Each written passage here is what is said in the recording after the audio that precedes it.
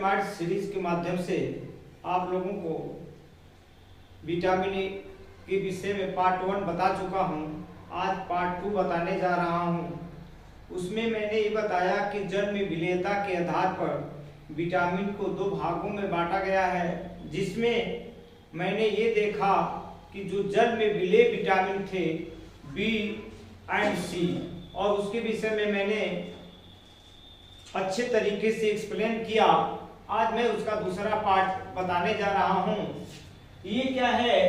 वसा में घुलनशील विटामिन, अर्थात वे विटामिन जो वसा में घुल जाते हैं, इन वे 4 हैं, ए, डी, ई, के। इसको हम इस तरह भी एक शब्द में ये कह लीजिए कि यदि आपको याद नहीं हो रहा हो तो आप एडेक भी लिख सकते हैं। एडेक तुरंत आसानी से याद हो जाएगा।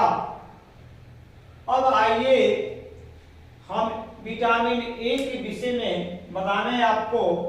विटामिन ए का रासायनिक नाम या केमिकल नेम आपका रेटिनॉल है। यदि आपके अंदर विटामिन ए की कमी हो गई है तो आपको इसकी कमी से रतौंधी रोग हो जाएगा। रतौंधी का रोग का मतलब यह होता है, इंग्लिश में इसको नाइट ब्लाइंडनेस कहते हैं।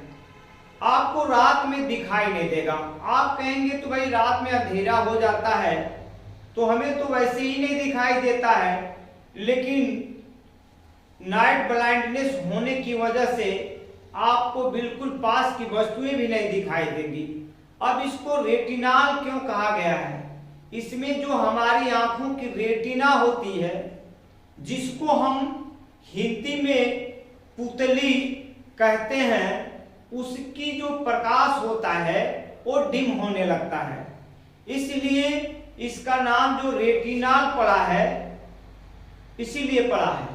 और इस कमी को दूर करने के लिए हम गाजर यदि खाएं, जिसमें बीटा कैरोटीन पाया जाता है, वो हमारी आंखों के लिए बहुत ही अच्छा होगा। इसके अलावा आपको अन्य मीट में भी मिल सकता है, और जो है फलों में भी प्राप्त हो जाता है, ए में भी मिलता है। तो मैंने विटामिन ए के विषय में आपको बताने की कोशिश की। अब उसके बाद विटामिन डी आता है।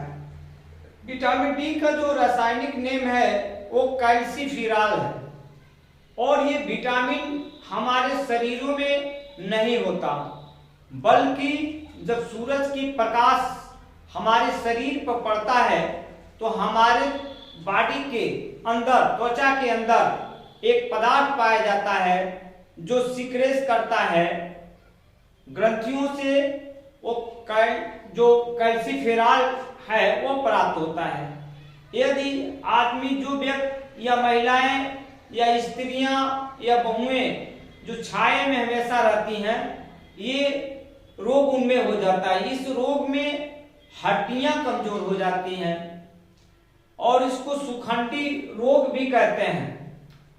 तो इसकी कमी से हमारे शरीर में हड्डियां, देखते होंगे आप शायद, जिस कोई भी व्यक्ति थोड़ा सा भी चोट लग जाए वो तुरंत उसकी हड्डी टूट जाती है, कमजोर हो जाते हैं, पैर टेढ़ा हो जाता है।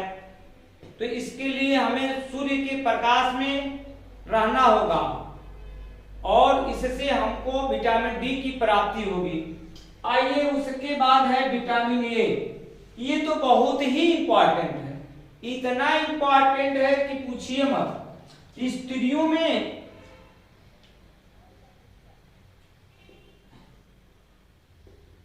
जो बांझपन या बंध्या,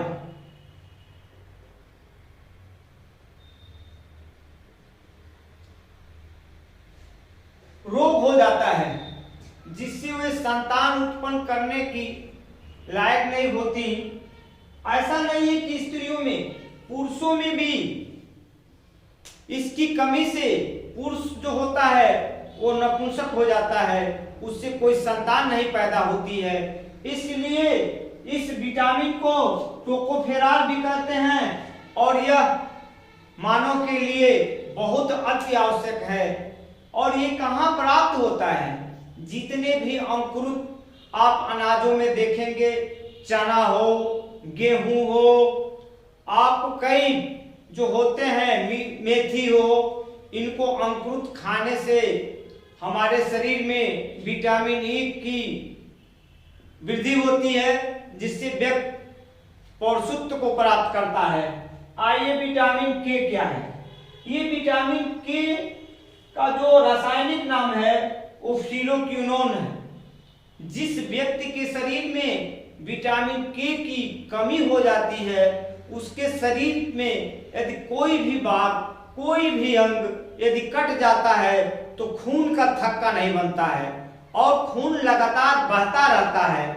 और जिस व्यक्ति के शरीर में विटामिन के होता है वह एक जाल की तरह खून को बहने से रोकता है, इसलिए इसको विटामिन के कहा जाता है। इस तरह मैंने आपको विटामिन 2 प्रकार के बताया, जो एक जल में घुलनशील था, दूसरा मैंने ये बताया जो वसा में घुलनशील था।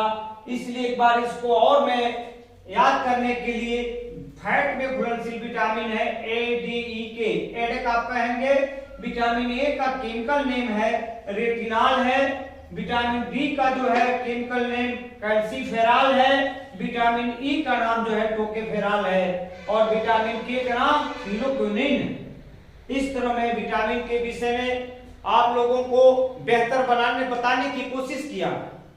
इस प्रकार मैं अपने वाणी को विराम देना चाहता हूं।